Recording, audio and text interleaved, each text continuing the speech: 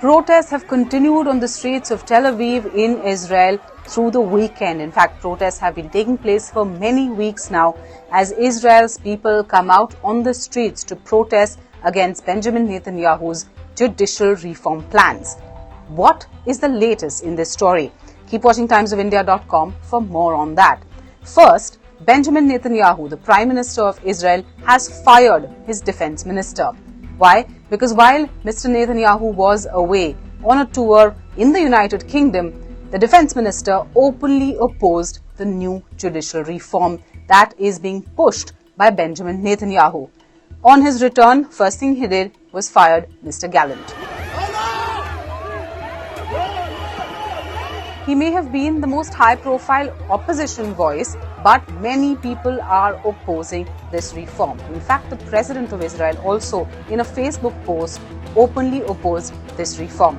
He said, and I quote, "The eyes of the whole world are on you. There are deep concerns that hover over the entire nation. Security, economy, society, everyone is threatened." Now, what has he also written in the post?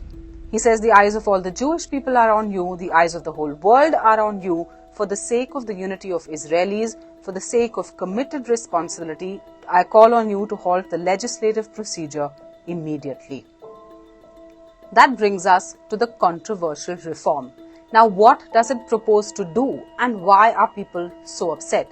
It's actually a batch of bills that have to clear the house in Israel. Now, the house is called the Knesset.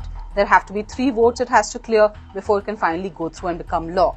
Now, Israel does not have a written constitution, and that's what makes this even more complicated. Currently, people believe that the only body that actually oversees or keeps the government in check is an independent judiciary.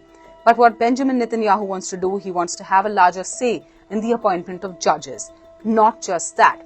The government also wants to have the power to override any judicial court order, which means many people fear if the order does not go in favor of the government will simply override it. That's another worry. There's also a worry for Palestinians who stay in Israel and whether their rights and freedoms will also be curbed. Will there also be an impact on freedom of expression of people in Israel? That's also a worry. Now, usually it's the tech industry in Israel that stays apolitical. But in this protest, we have also seen a lot of people from the tech industry actually appealing to the government to rethink on this controversial judicial reform.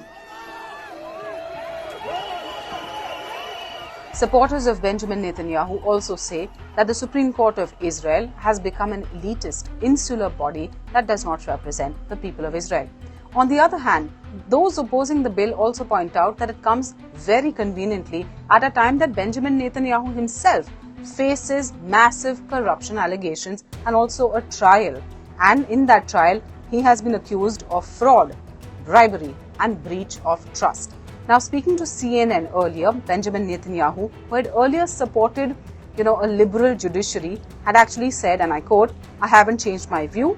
I think we need a strong independent judiciary. But an independent judiciary doesn't mean an unbridled judiciary," which is what has happened here, over the last 25 years.